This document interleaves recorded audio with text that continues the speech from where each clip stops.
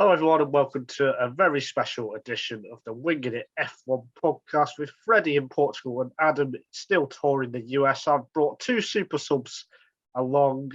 It's Charlie Haffenden and Henry Clark, two people who know me reasonably well and have had to put up with me over the last 3 years.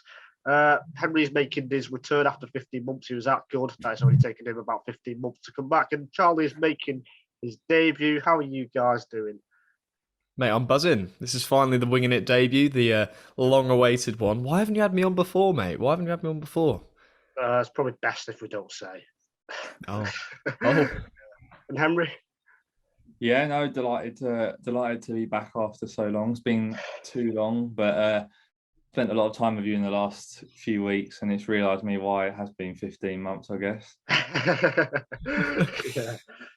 Now, obviously, Charlie and Henry don't quite know as much compared to, like, say, me, Freddie and Adam about F1. So I thought it'd be interesting to see how F1 is from kind of a more casual point of view. So that's what this episode is going to be about. We might touch on Azerbaijan a tiny bit at the end if we have time, but it's mainly seeing what the state of F1 is like right now. And that's what the first talking point is going to be. So, Charlie, if I come to you first, since you've been watching F1, do you think this is the best state the sport has been in?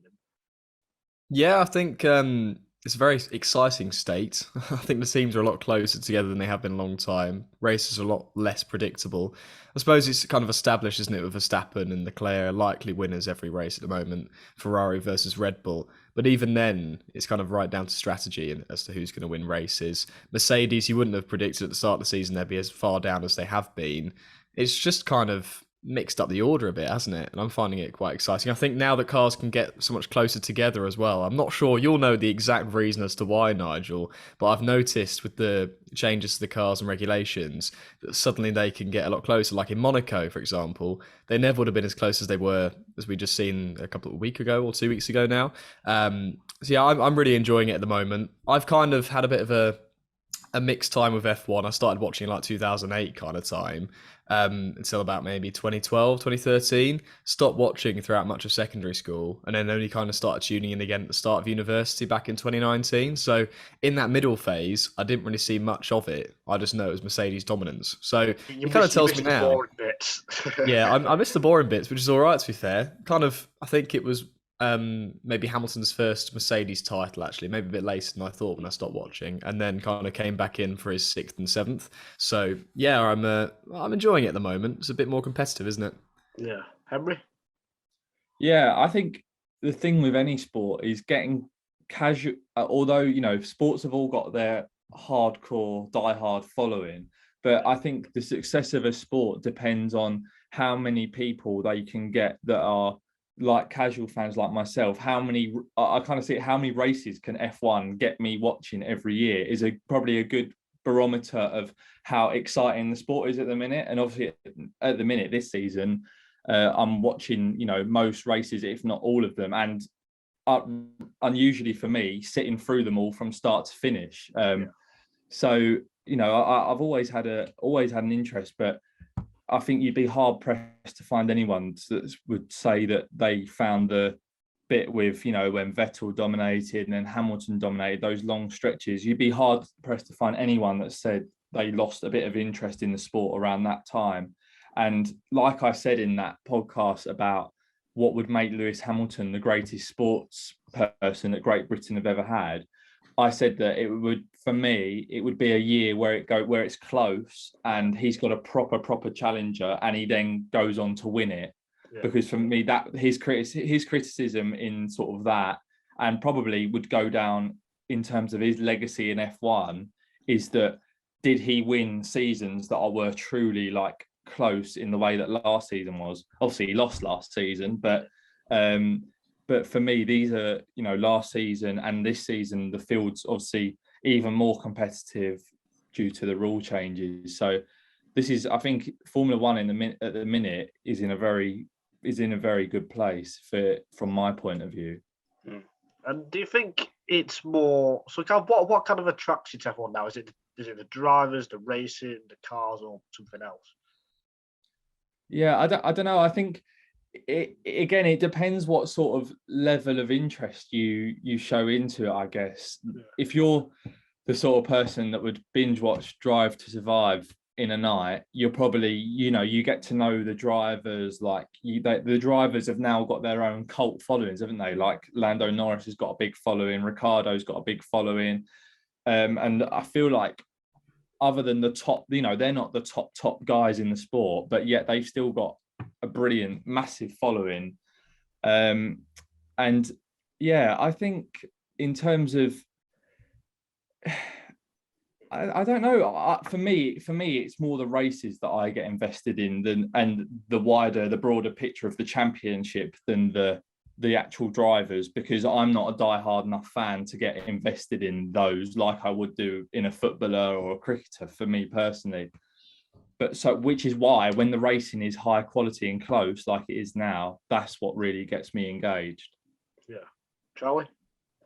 No, I think I agree with Henry in terms of I do have a couple of favourite drivers maybe, but I'm not aligned to one team in particular or one driver in particular. I've kind of got ones that I've watched Drive to Survive. I've kind of seen the interviews after races and before, etc.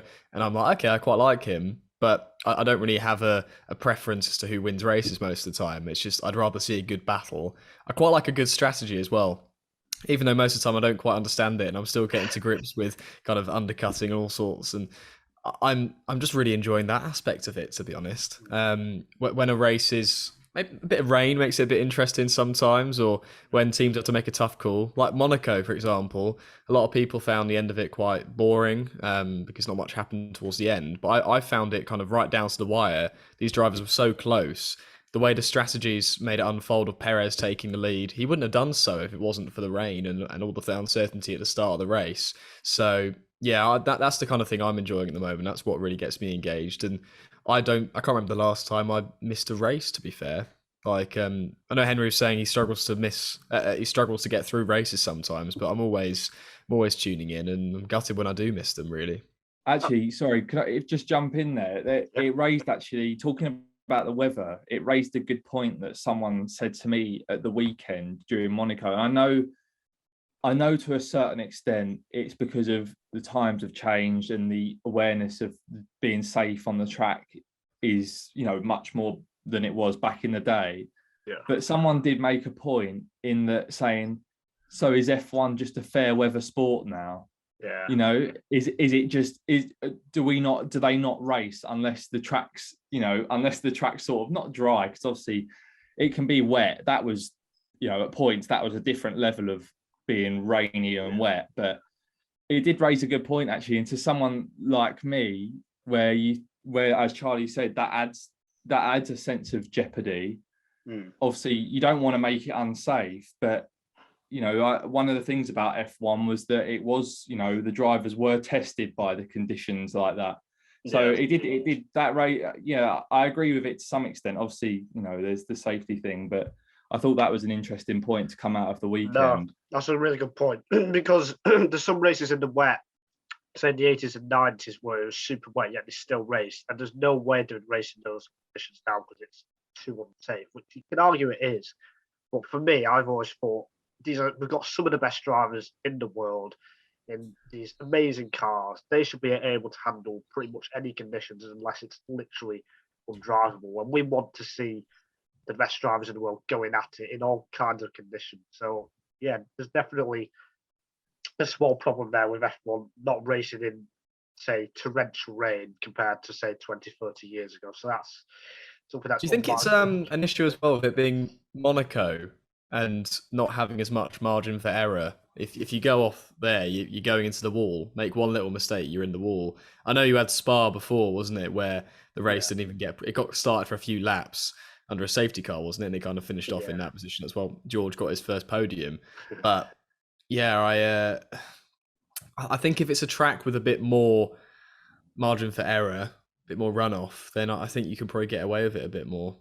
Yeah, you could say that, but then you could also say they're going slower at Monaco anyway. So if they're going to crash, that's true. it won't Yeah, be that big of a crash because there's not many high speed corners, and there were definitely races at Monaco in the 80s. So F1 fans will know about 1984 when Senna became, I think that was his first podium for Senna in 1984 because he was in a rubbish car, but because of the wet conditions, he ended up getting second before the race was stopped. Because we get to see the talent kind of shine in wet conditions, and that's something that I personally miss a tiny bit when F1 doesn't race in the wet. So yeah, hopefully that is something that does change, but unlikely, to be honest. Charlie, you mentioned before the Drive to Survive point. So have you seen is it 3 series or 4 series? I think it's 3 series, isn't it? 3 or 4, yeah. I'm not Have quite you sure. seen all 3? I've seen all the previous ones. The more recent one, I've watched the first 3 episodes, and then uni got so busy that Netflix has kind of taken. It's not been much of a priority, to be fair. But I do want to watch it, especially with the current season being on. Maybe with the season break, I'll start to miss it a bit, and then I'll watch the Drive to Survive to get a bit more involved. Even though it's a different season they're covering, it's still interesting to see the battles unfolding. And one thing I found interesting from the first couple of episodes actually was how Norris and Ricciardo don't really get along. I thought they would. You kind of got the idea that maybe they didn't quite get on as expected from without Drive to Survive, but you could kind of really see how they didn't get on much at all at the start, did they? Which I found quite interesting. This is a whole big thing with Drive to Survive because I've never seen it because I think it's too fake personally, and I just can't get myself into it.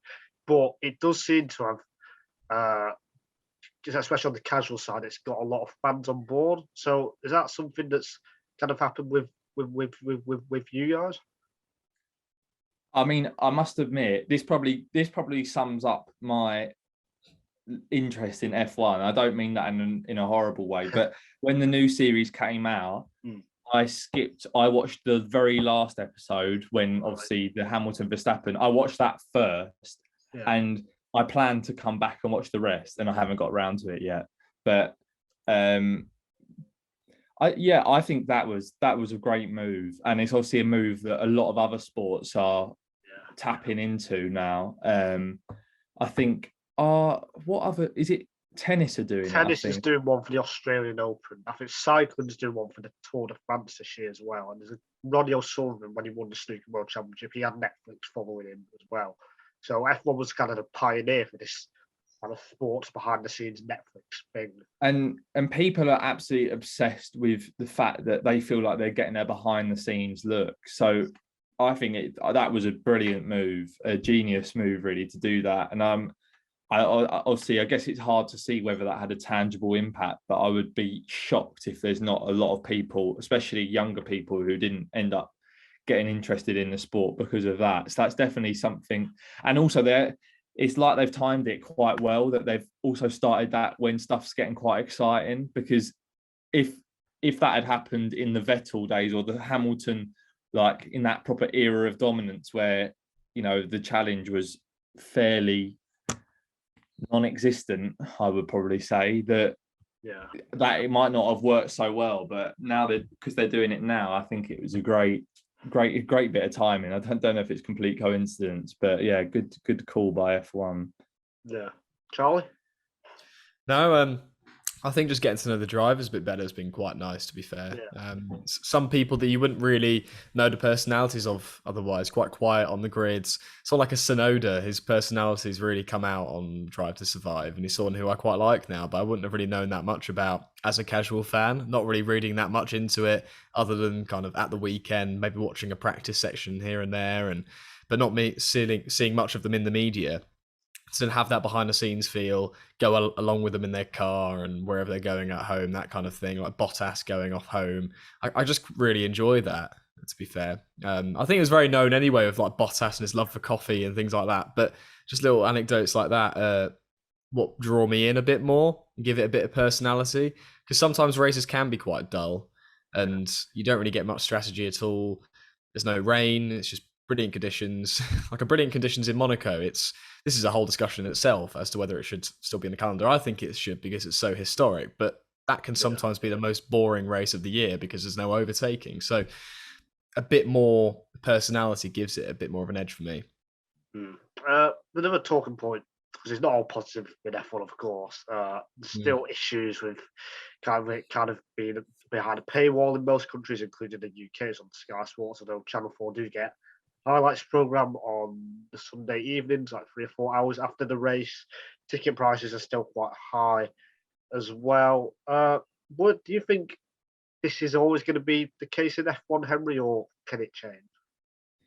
It's a multi-billion international industry now, isn't it? It's especially with these big moves into the Middle Eastern and the American markets. I think it's only going to continue to go one way, as it has done with a lot of other sports. I think it's not fair to put that blame all on F1. There's a lot of sports that have gone that way, because at the end of the day, the TV money, the sponsorship deals are just far too good to ignore. Yeah. So I think obviously it's an issue. It is an issue because there's no. I'd love to go to Silverstone, but I don't know off the top of my head how much it costs, but I know friends that are proper F1 fans and have paid to go sort of for the weekend, and it is absolutely outrageous how expensive it is. It's like 200, 300 quid, I think. I just think, especially at the minute where we're obviously in the middle of after the pandemic, we're in a bit of a cost of living crisis, or we are in a cost of living crisis. So I think there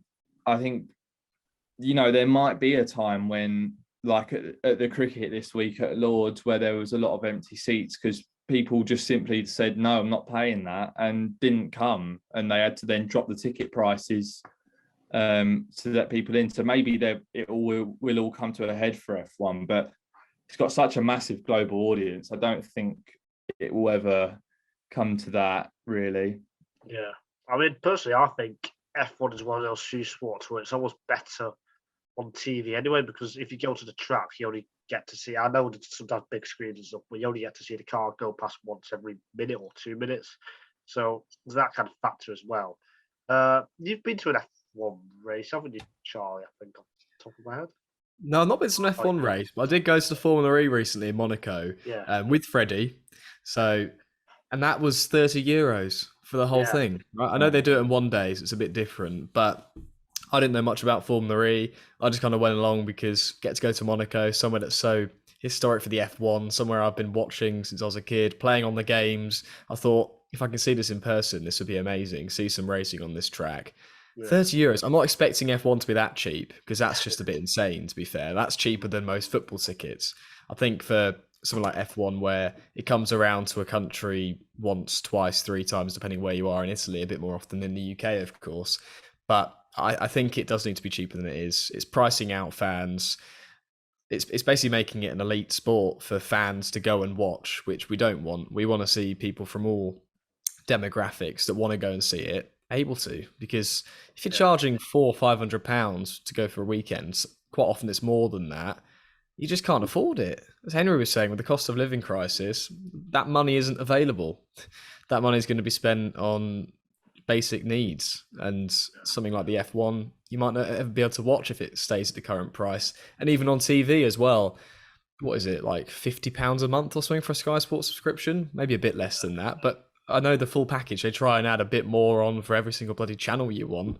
It's difficult for people. So I feel very lucky that I can watch it week in, week out with a paywall. But there's fans out there who probably have to go and find other means to watch it, and it's just not fair. I think something does need to change. But it needs to be a balance, because they've got to fund it somehow. You might be thinking of me, Nigel. I've been to an F1 race. Yeah, I went to Spa a fair few years ago. Which has always been my favourite circuit. But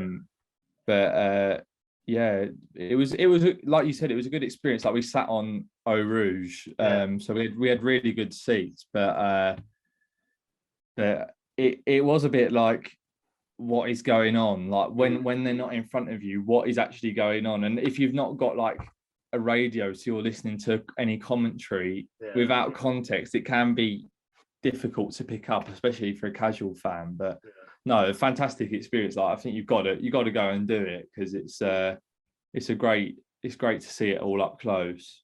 Do you know which year you went? Was it like 2018 or so? 2019? No, it was earlier than that. I think it would have been, I reckon, 2017. I think. Okay. Yeah. I might even have it on the wall there. No, I don't. But I remember because we didn't realise quite how far the circuit was out. It's just in the middle of nowhere. It's in like a forest, isn't it?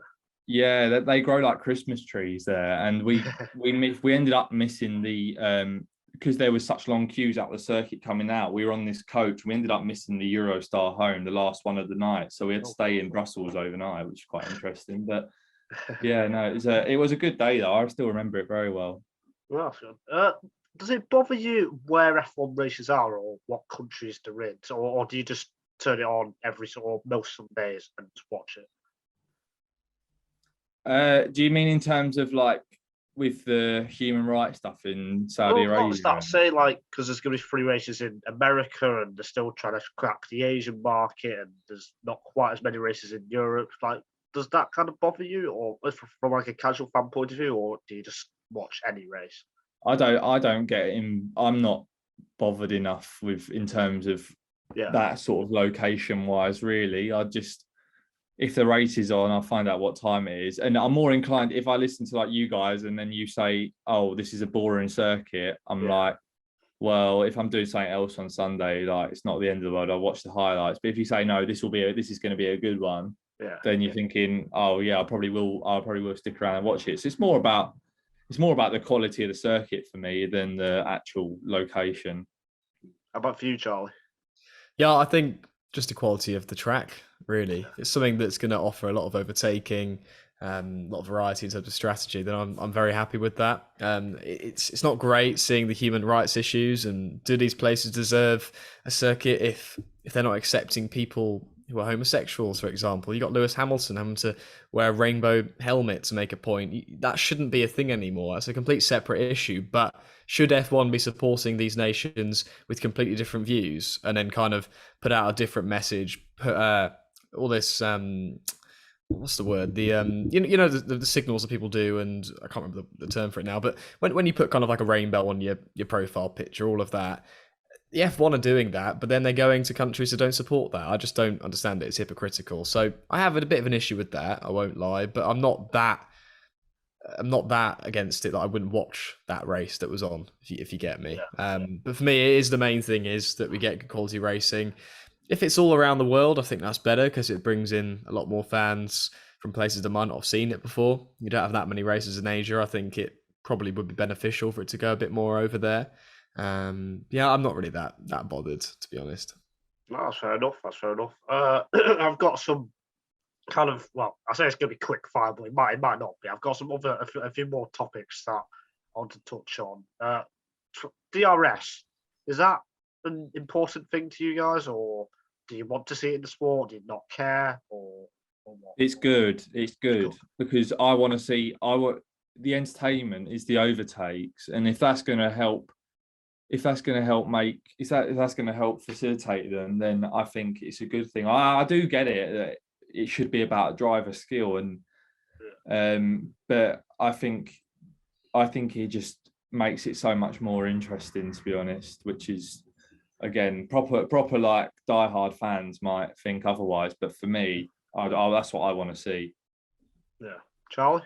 I think in a lot more of a modern era where fans are coming in that are a bit more of a sit back on the sofa, not get much of an interest apart from the race weekend. I think it's really important to have it because, as Henry's saying, it does allow far more overtaking to happen. That's the exciting thing. That, the weather, and someone like me who's kind of trying to border into being a bit more interested in the kind of not scientific aspect of it, but the more detailed aspect. The strategy is becoming a bit more interesting for me, but most fans don't care about that. They just want to see Hamilton, Verstappen overtaking each other every lap. And with the new changes that have been made with cars getting closer together, that's helped with that. DRS is just, it's another thing, isn't it? Verstappen, when he had issues with his DRS the other race, he couldn't get past for a few laps, get past George. That I found quite exciting for myself because I really like George Russell and I wanted him to stay in front of him for as long as possible. So I like that. But for the good of the race, really, you needed Verstappen to get past him a bit quicker, and DRS would have helped that. But you're always going to have these issues. It's another thing to go wrong, and I suppose that's another thing that keeps it interesting, isn't it? Yeah, and that's another thing. These young drivers, so Russell, Norris, Verstappen, Sainz, Ocon, How important do you think they have been over the last 2 years to kind of make F1 more, attractive? No, very important, I think. Social media wise as well. We're talking a bit before about followings, and Henry was mentioning about the likes of Norris, and Ricardo's obviously a bit older, but Norris with his Twitch channel, and during the week he'll be playing races on there and playing really random games like Rocket League or whatever. That's what's bringing in young fans, making people a bit more invested in the characters behind the sport. And what I was talking about before about the personalities, I think it really helps. Not all of them are as exciting in terms of going on Twitch and playing games and that kind of thing. But just knowing that there's 20-year-olds, 19-year-olds in the sport, they're going to be younger than me now pushing in. That feels quite nice. Someone is my age and they're in an F1 car. It completely differs as to what age you are, but I think it does really help to show that anyone can do it from any age, really. As long as you're old enough to get in a car, you can be an F1. I quite like that. Yeah. Yeah, I mean, I've always, I kind of put Norris and Russell on a different area for me because I like the British drivers. I support the British drivers. I want the British drivers to do well. But I think in general, the biggest thing about the young generation is actually about the people that work in the teams rather than the actual drivers for me, because mainly because of the social media side of it, like Charlie said. But like the teams are so much better at their social media now. Like their coverage is really good. Like they get massive engagement online, which is probably what helps to drive more interest rather than, for me, the actual drivers themselves. So I think that's been a big change in F1, probably with bringing young people into teams to work behind the scenes in like the media side of stuff. I think that's been a big positive change of a young generation. Yeah. And the other thing, this is completely nothing to do with what we just mentioned. Sprint races. Is that a good thing, bad thing, or don't care? I don't know, really. It's a mixed one. It adds a bit more, doesn't it, to a weekend for a casual perspective. Before, when there were only 3 points up for grabs for a win, it felt almost a bit pointless. Like they're kind of they're knackering the cars out for nothing because they're using the same engines and gearboxes, aren't they, as they would normally, or are they separate? They are, aren't they? So it's just knackering out the cars a lot earlier, which means we can have. Do you guys know when the racing. sprint race is going to happen? Not really, until it's the week of, and it's like, oh, we got the F1 sprint. It's on social media. Sky Sports are plugging it. I don't really know when it's coming until it's there. So do you guys know how many there are this year? Is it like 8 or something? Or is it less than that?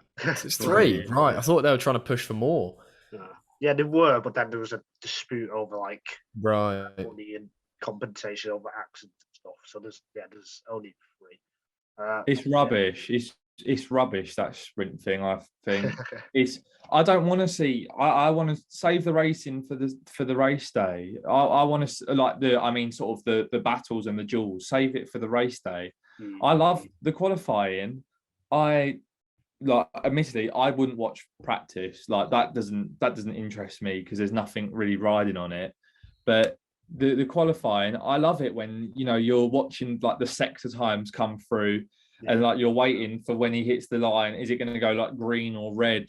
And I think that's really exciting, and it's nice and short as well, which means that there's every lap kind of counts, every second counts. I personally don't see there's anything wrong with just the qualifying. Personally, I don't think the sprint races is necessary.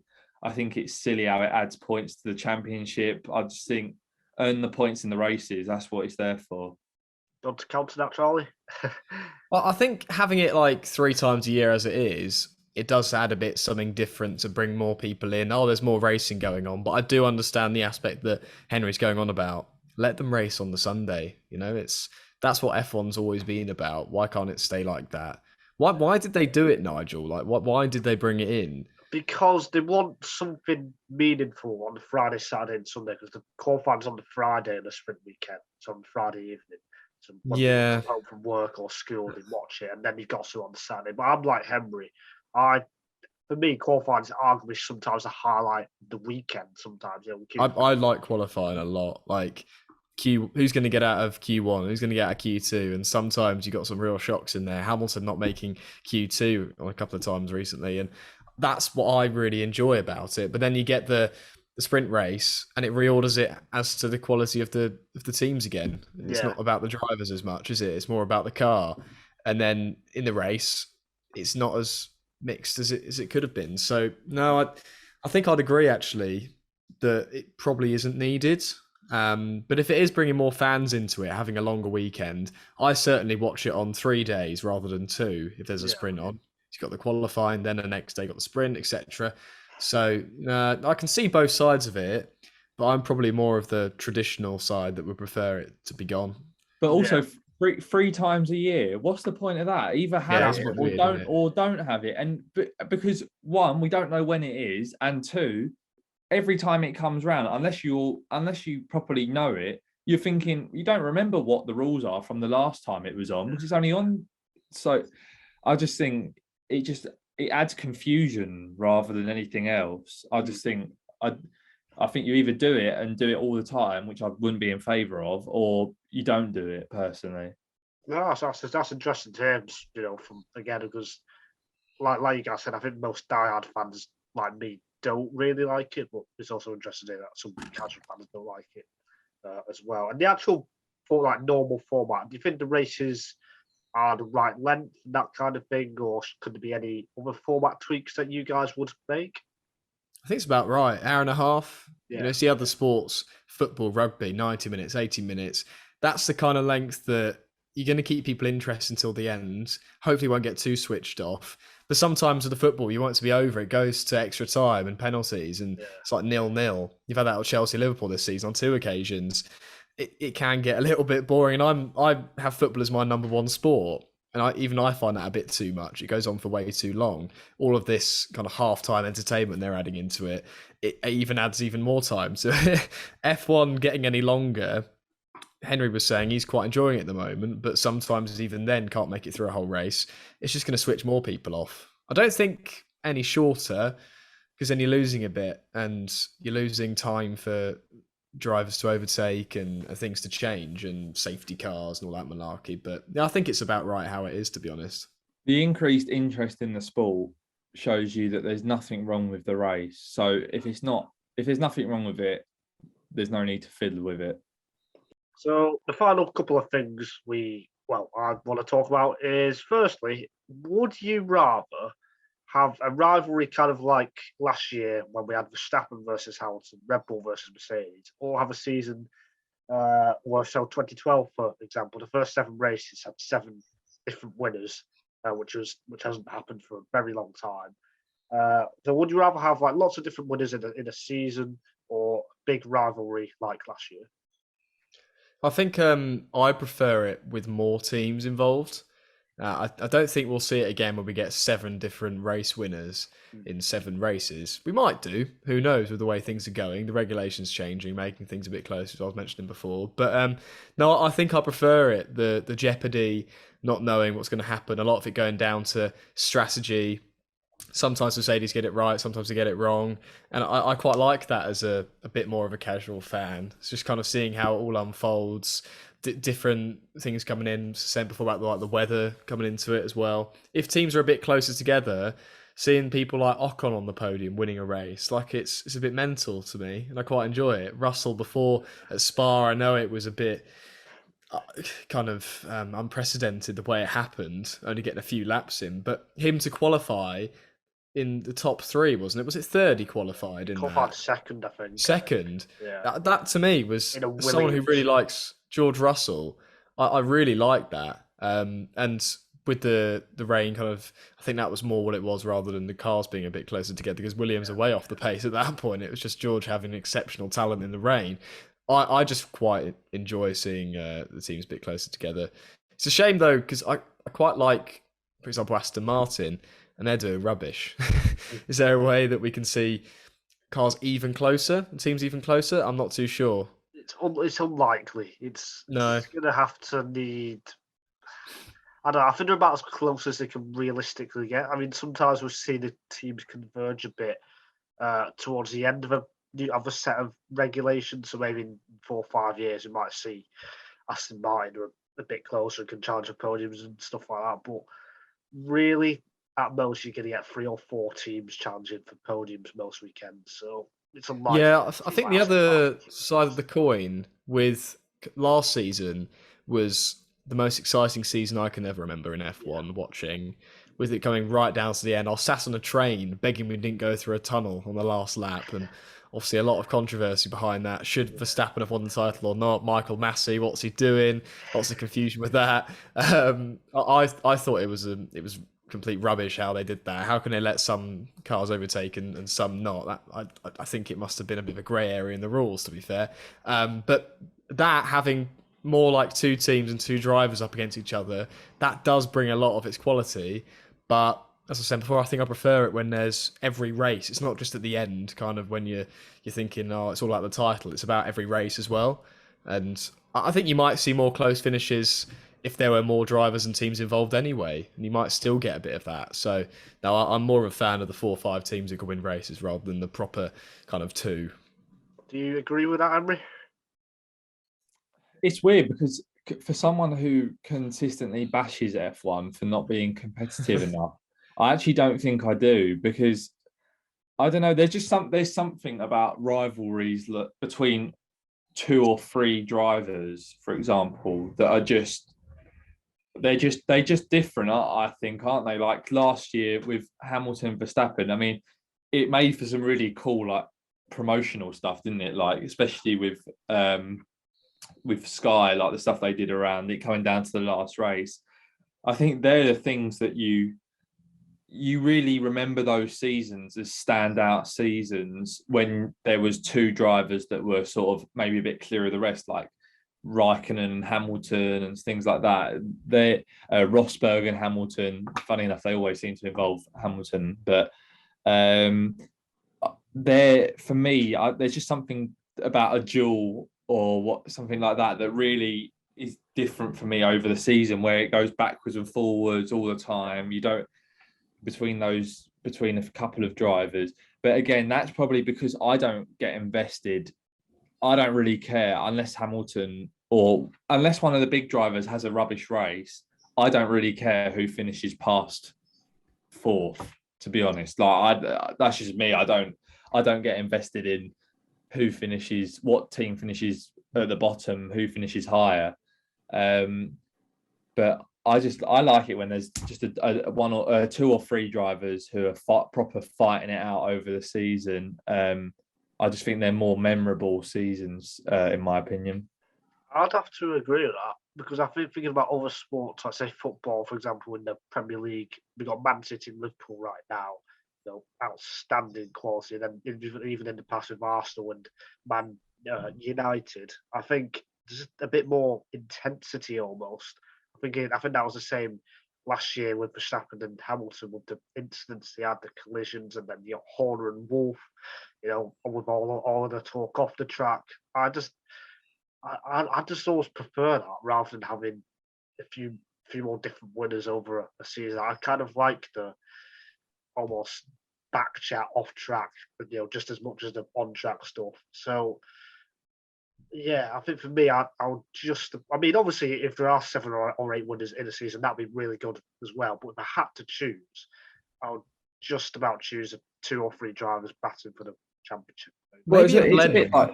Sorry, I was just saying maybe a blend would be pretty ideal, because if you're having it where at the start of the season, for example, you might not have you might have an idea of who might be in contention for the title, but a bit more of at this stage, we're wondering, it is between 2 teams with Ferrari and Red Bull. Mercedes are behind the pace. They've accepted they're not going to win the Constructors this year. They're not going to get a Drivers' Championships unless something really does change.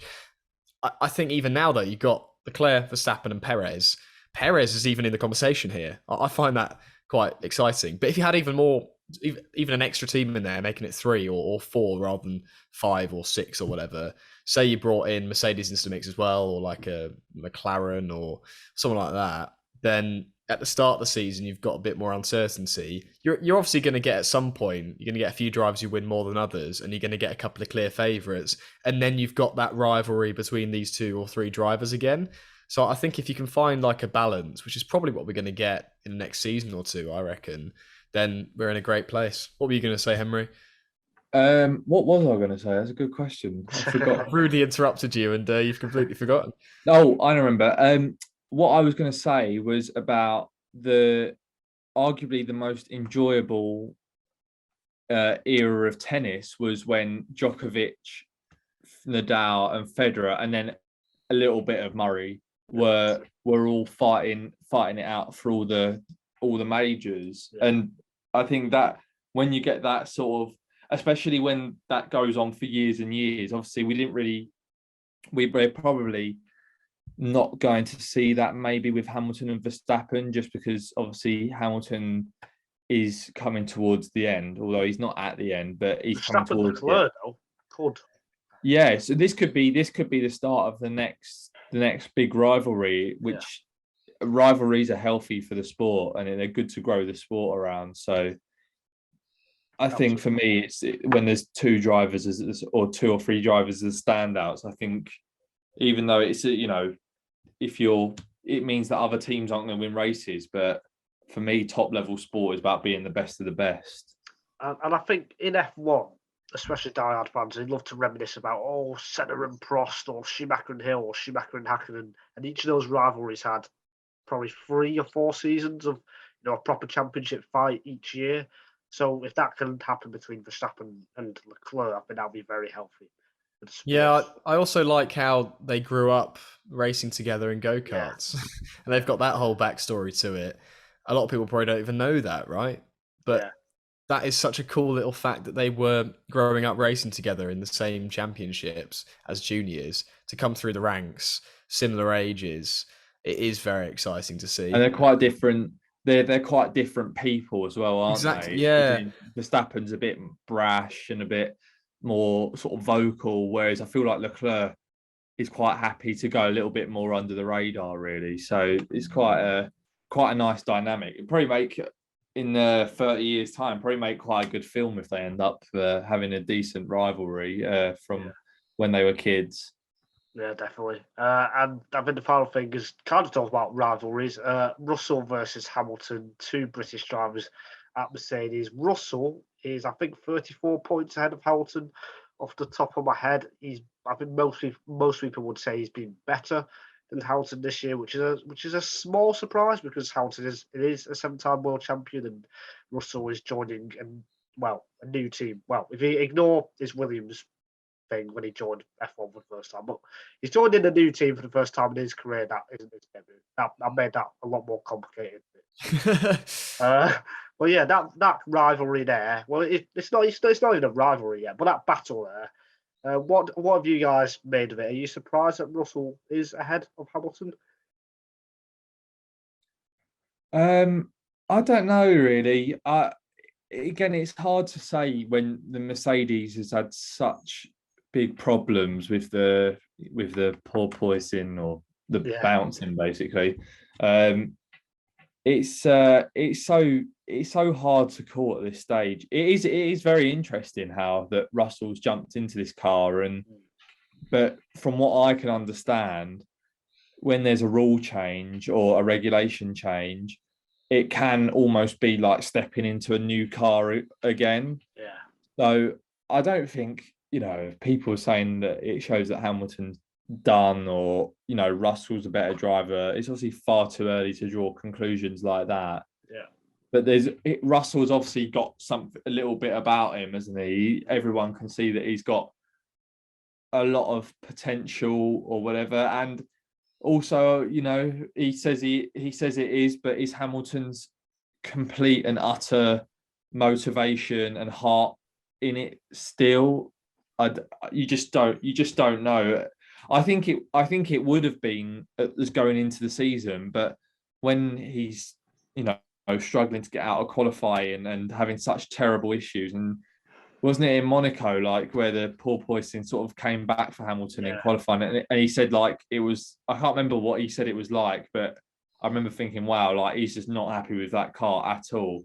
So I think it'd be hard for him as someone who's always been fighting at the top to keep that motivation. So it'll be interesting to see if Mercedes can improve.